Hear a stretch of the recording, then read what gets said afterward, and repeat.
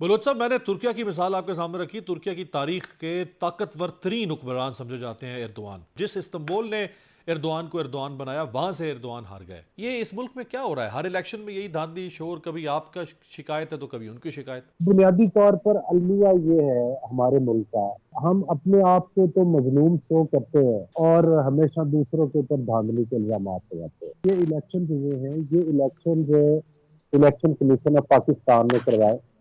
इंतजामिया वहाँ की उस वक्त मतलब जाहिर है कि वो मौजूद थी। हमारा सिर्फ एक ही पॉइंट है, अगर तो शायद सईद साहब की हमेशा की तरह से तोपों का रुख हमारी पार्टी की तरफ है, तो माजरत के साथ फिर मैं भी थोड़ा सा तो आईना इनको दिखाऊंगा कि 2018 के इलेक्शन ये लोग वोट चोरी करके आए और आज तक इन्होंने अपनी वोट चोरी को अवाम में तस्लीम नहीं किया। उसके बाद 2024 का इलेक्शन तारीख गवाह है कि ये ईवीएम मशीनों के जरिए चुराना चाहते थे, जिसके हक में उन्होंने वो लेजिस्लेशन भी नेशनल असेंबली से करवाई। नियाजी साहब की सिलेक्टेड हुकूमत को एक आईनी तरीके के साथ हटाया गया, तो उसके बाद उस लेजिस्लेशन को फिर हमने तब्दील किया उसके अंदर। अगर ऑपोजिशन इलेक्शन में धांधली के मामले पर एहतजाज करती है, सड़कों पर आती है, तो इससे मुल्क अदम इस्तेकाम का शिकार होगा, अनस्टेबल होगा। धांधली का एहतसाब करना या धांधली को रुकवाने की बात करना या धांधली को बेनकाब करना, इससे तो मुल्क इस्तेकाम का शिकार होगा। अदम इस्तेकाम का शिकार कैसे हो सकता है? आपकी बात बिल्कुल ठीक है, लेकिन आप बहुत आखिरी स्टेप की तरफ निशानदेही कर रहे हैं। इससे पहले के भी कुछ मराहल है। हम ये कहते हैं कि हमारा मुल्क जो है इसमें पहले बहुत ज्यादा एडवेंचर किए गए।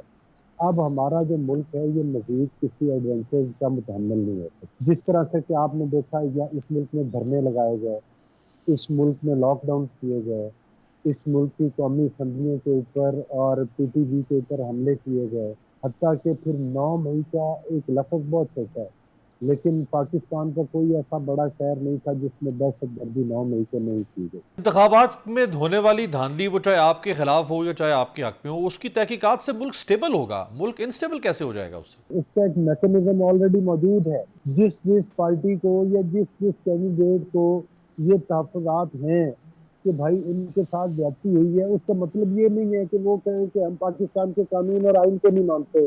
उसका मतलब ये नहीं है कि वो किसी को हलफ ना लेने दें केपीके की असेंबली के अंदर। उसका एक प्रोसीजर है, इदारे मौजूद है, उनके पास जाए।